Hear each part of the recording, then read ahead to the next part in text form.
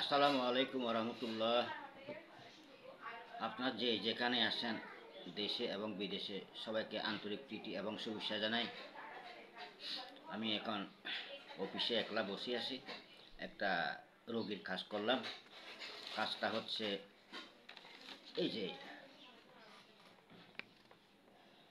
এই কাজটা এই কাজটা হলো মানুষকে ভালোও করা যাবে এবং খারাপও করা যাবে। ভালো ভালো বলতে কি, এটা বিশেষভাবে ভান মারার কাজে এটা খুব বেশি ইয়ে। একটা মোম দিয়া একটা মানুষের মুক্তি বানাবেন, যদি মোম দিয়া মুক্তি বানাইতে না পারে তখন একটা পুতুল, পুরুষকে করলে পুরুষ পুতুল, মেয়েকে করলে মেয়ের পুতুল লাগবে। ওখানে এই তাবিজটা ভিতরে ওটা কি ঢুকাইতে হবে, ঢুকার পরে তারপর ওইটাকে বিষ মন্ত্র দিয়ে বিষ দিতে হবে। বিষ দেওয়ার পরে তারপরে এটাকে কি করতে হবে, কামসিন্দুর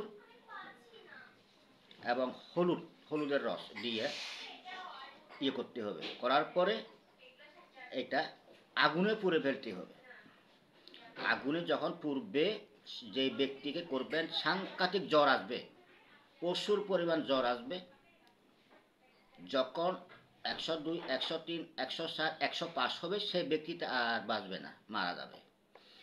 আর যদি ভালোটা করতে যান, আবার এগের এই তাবিজটা লিখে মোমের মধ্যে পেশায় কামসিন্দুর এবং রক্তসিন্দুর এবং খাসা হলুদের রস দিয়ে এইটাকে পানির মধ্যে এটা ভিজাইতে হবে। পানির মধ্যে ভিজাই সেই পানিটা খাওয়াইতে হবে।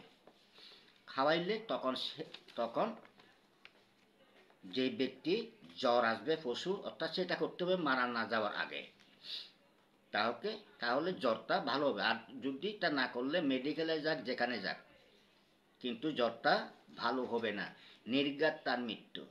আর যদি আরও একটা কাজ করা যায়, এই তাবিজটা এইটা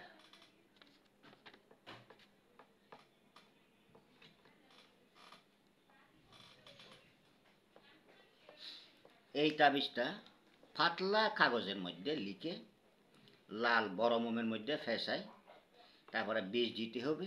বীজ দেওয়ার পরে সেই তাবিজটাকে যে কোনো একটা, প্রত্যেকটি মানুষের একটা আসন থাকে, স্থান, আসন মানে স্থান, সে আসনের মধ্যে এটা জ্বালাইতে হবে, আগরবাতি জ্বালাইতে হবে। তখন প্রার্থনা করতে হবে কার কী উদ্দেশ্য।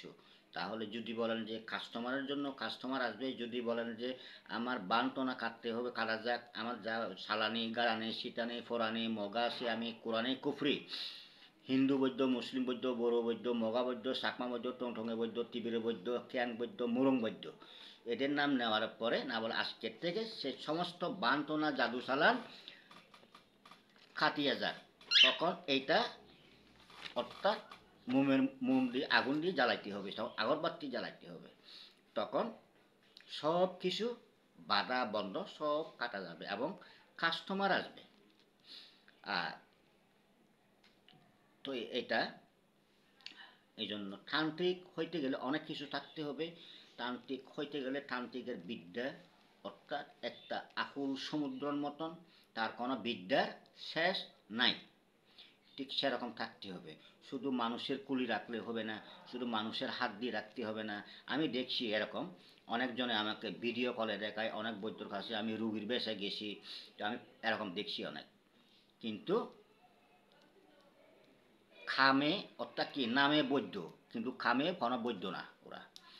কিন্তু পৃথিবীতে তান্ত্রিক হইতে গেলে সব কিছু থাকতে হবে। আমি ওই দিনও বলছি, তান্ত্রিকের সর্বশ্রেষ্ঠ বিদ্যা হয়েছে যে 3 মিনিট থেকে 7 মিনিটের মধ্যে সামনাসামনি মানুষ মারা, একটা মানুষকে ঘুরিয়ে ফেলিয়ে দেওয়া।